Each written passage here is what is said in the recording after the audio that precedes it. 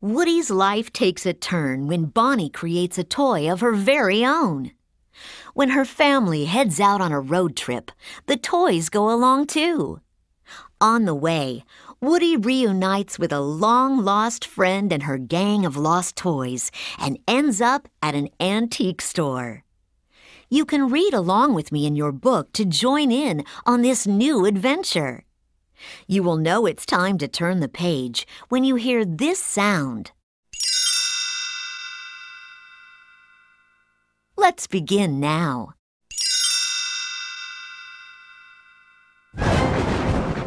Lightning flashed across the sky as Andy ran into his room with an armful of toys. A huge thunderstorm had hit, and RC was still outside.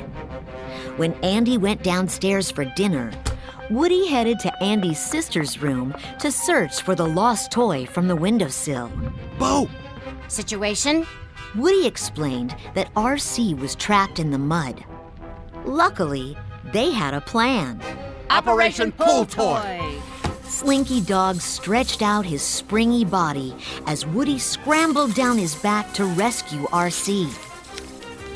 Moments later, though, Andy's mom came to get Bo and her sheep. Andy's sister Molly was giving them away. Woody snuck over to Bo as she stood in the cardboard box. He wanted to help her escape and take her back to Andy's room. But Bo was ready to go. Woody, I'm not Andy's toy. It's time for the next kid.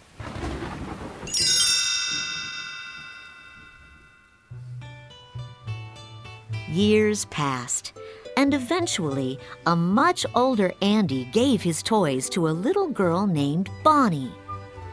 She loved them as much as Andy had, but things were different for Woody. He wasn't the favorite toy anymore. When Bonnie was ready for her first day of kindergarten, Woody still decided to go with her, just in case she needed him. At craft time, Bonnie got upset when a little boy took her art supplies. So Woody came to her rescue when her head was turned. He quickly gathered more supplies, including a spork from a wastebasket to cheer Bonnie up. She put some googly eyes on the spork and named him Forky. She even wrote her name on the bottom of his foot, just as she had with Woody. By the end of the day, Bonnie decided to take him home. We got this kindergarten thing under control, eh? I can't believe I'm talking to a spork.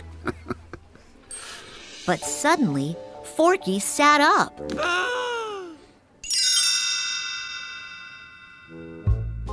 Back in Bonnie's room, Woody introduced Forky to the other toys. Bonnie made a friend in class. She literally made a new friend. Everyone, I want you to meet Forky. But wide-eyed Forky was not interested in being a toy. Trash, trash, trash! He was made from trash. Woody explained. I know, this is a little strange, but you gotta trust me on this. Forky is the most important toy to Bonnie right now.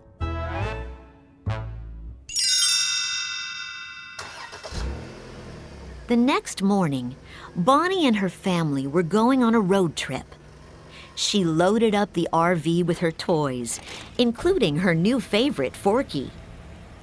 Woody decided it was his responsibility to watch out for the spork. He knew Bonnie would be heartbroken if she ever lost Forky. But one evening, Buzz Lightyear broke the news to Woody that Forky was climbing out of the moving RV. Oh no. Forky! Forky! I am not a toy. I'm a spork. The plastic utensil jumped out the window. Woody knew what he had to do. He had to follow him.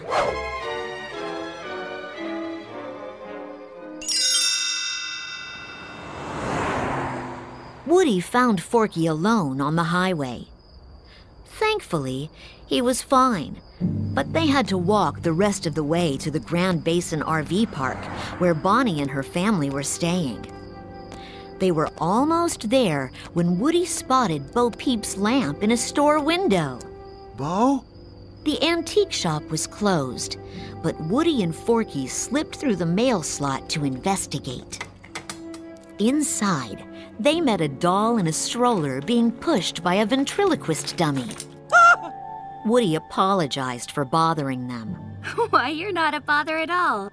We were just out for my early morning stroll. And look, we met you. My name is Gabby Gabby, and this is my very good friend, Benson. Oh, Woody, pleasure to meet you. This is Forky. But Gabby Gabby wasn't all that interested in Forky. Instead, she pointed at the voice box sewn into Woody's chest. You have what I need. Right inside there.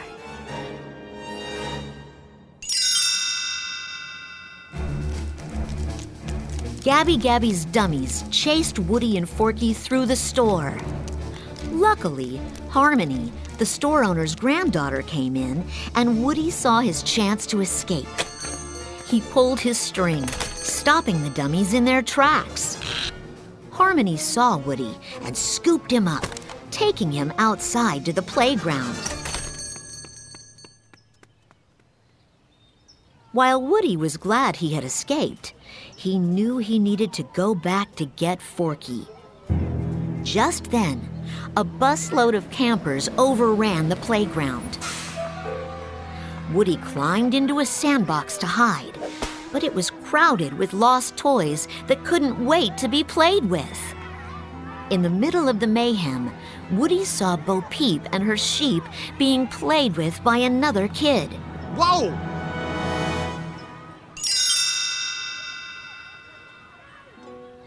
Bo gave Woody a big hug. Oh, I can't believe it! The two friends couldn't have been happier to see each other. But Woody felt sad when he learned that Bo was a lost toy. How long have you been out on your own? 7 fantastic years. Woody was confused.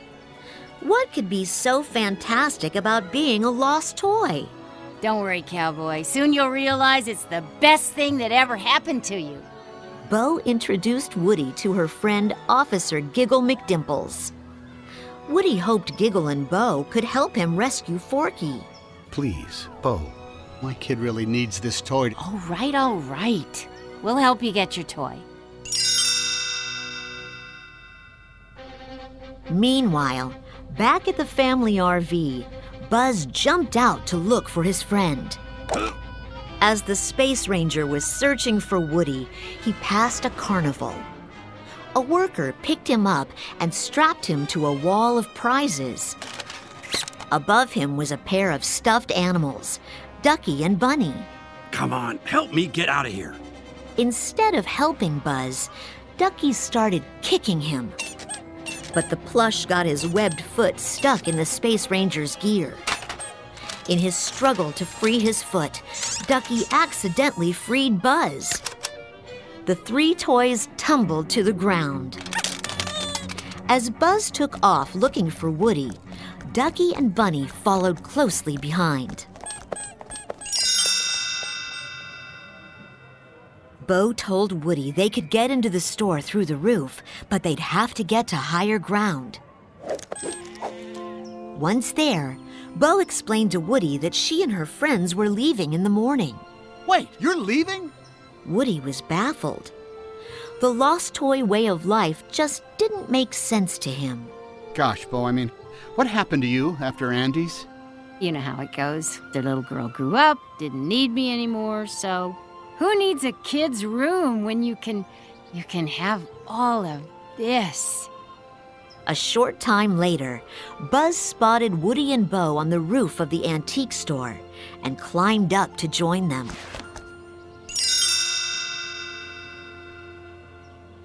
Bo knew that rescuing Forky would be tricky.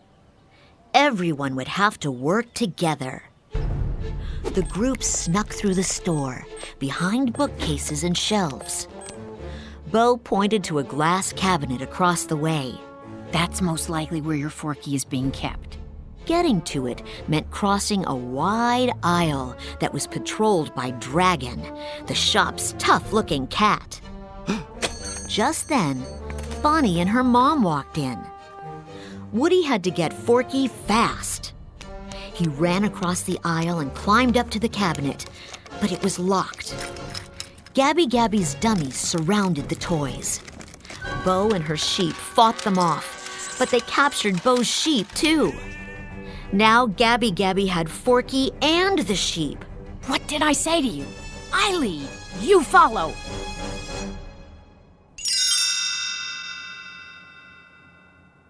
Bo needed to come up with a new plan. She took Woody to meet Duke Kaboom, Canada's greatest stuntman. Duke, meet Woody. We need your help. Gabby Gabby has his toy and my sheep.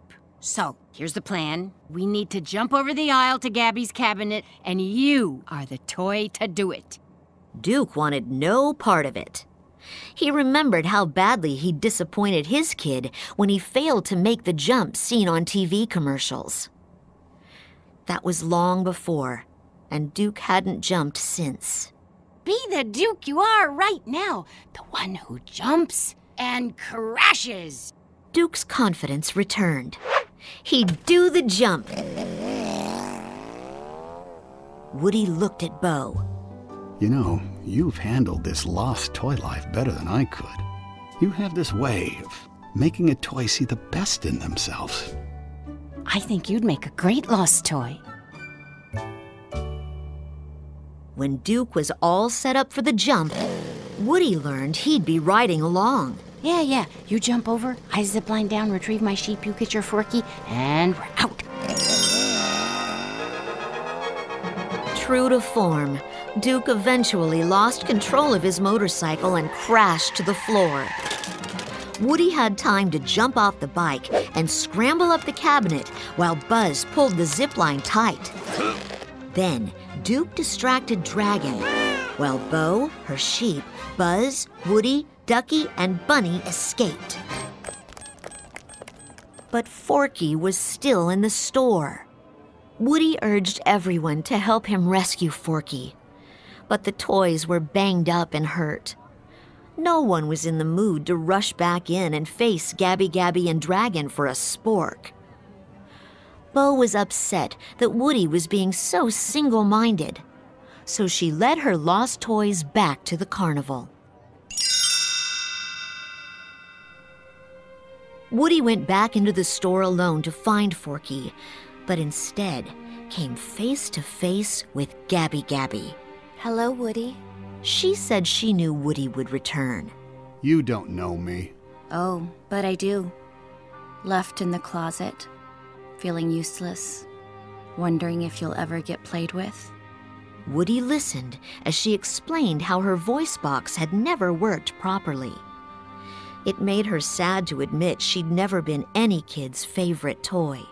I'd give anything to be loved the way you have.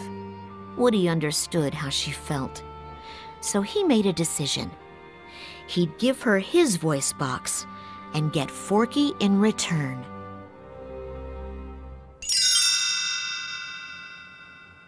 Woody's voice box was a perfect match for Gabby Gabby's record. Woody was excited for her. This might be her chance to find a kid to love. He could hear sounds of children playing outside. One of those voices out there is your kid. We just have to find him. Gabby Gabby wanted to believe Woody, but she'd been alone so long, she wasn't sure any kid could love her. Right now, I'm an old rag doll that's been lost, chewed on, burned, ripped apart, thrown away, forgotten, who understands just one thing. I was made to help a child. Any child. So Woody encouraged her to be who she was right then, too. Bo heard what Woody said, and she was so proud of her friend. All the toys came together to help a little girl find Gabby Gabby. She finally had a kid to love.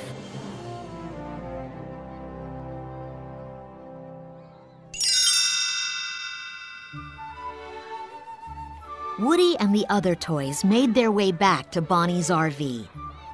Everyone was happy to see Woody, and he was even happier to see Bonnie reunited with Forky. He had done the job he'd set out to do. It was then he realized that there were kids and toys everywhere who would always need his help. Woody knew that wherever he went and whichever toy he helped next, he'd always have his friends by his side. To infinity and beyond.